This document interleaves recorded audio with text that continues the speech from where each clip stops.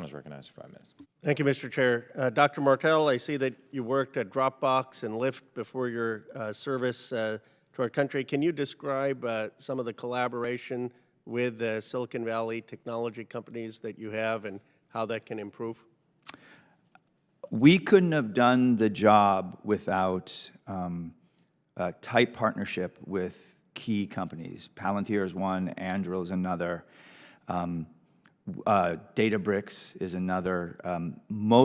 Almost everything we do, and then all of the cloud providers. So Google, Amazon, Oracle and Microsoft. Thank you, John. Please keep listing companies in my district. No, that's just joking. I think every Silicon Valley company's in your district, right, Chair? So we couldn't have done it without them. We spent a great deal of time talking to the leaders of those companies to get buy-in for the story that I'm telling you now. What I tried to do was take best practices from Silicon Valley, which is really the data is more important than the app. The data has to precede the app that's on top of it. It's not more important, but it has to precede. Quality data has to precede the apps that are on top of it. Quality data has to precede AI. It's logically inconsistent otherwise. And so I vetted this view with all of my colleagues in Silicon Valley. I had many conversations, not just with the big companies, but also with lots of startups to make sure that they were on board and that they would be willing to engage as we built out this multi-vendor, heterogeneous data integration layer that would allow for a separation from data from apps. Thank you. Are there things we can do to improve the collaboration, or do you think it's in a pretty good place?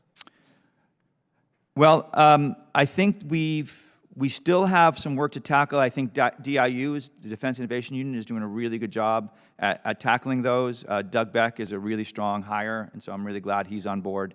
I've seen an increase in the way we've been interacting with small businesses, for example. Because of the marketplace we've built through Tradewinds, we're now up to 65 non-traditional company contracts.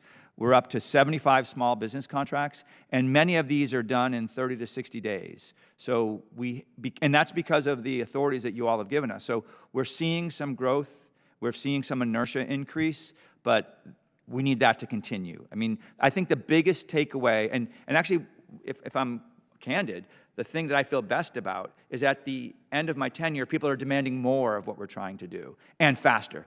100% agree, faster has to happen. 100% agree.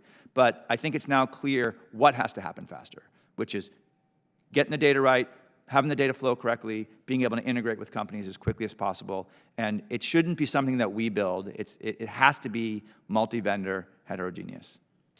Dr. Martell, I also see that you have a computer science PhD degree from the University of Pennsylvania. Now, many people rightfully have been concerned about anti-Semitism, and there's no place for that on college campuses, but some of the rhetoric in this building has gotten pretty excessive. One member of Congress said, I want to start defunding these universities and the rot in higher education. Could you talk about what it would mean for our national security and our ability to have a lead in AI if we just started defunding MIT, University of Pennsylvania, Harvard, and many of these universities? Thank you for that landmine question, Ranking Member Khanna. I think it's a tough call. The environment of a university, in order to be effective, has to allow for everyone to be able to think freely. But I do agree that if we don't continue to fund STEM the way we need to fund STEM, and continue to fund the technology in the way that we need to fund the technology at not just at top universities, but at all universities, then that's going to put us behind. So continuing to fund has to be the case. I yield back, Mr. Chairman. General Skinner, are you a gamer? No, sir, I'm not. No Madden?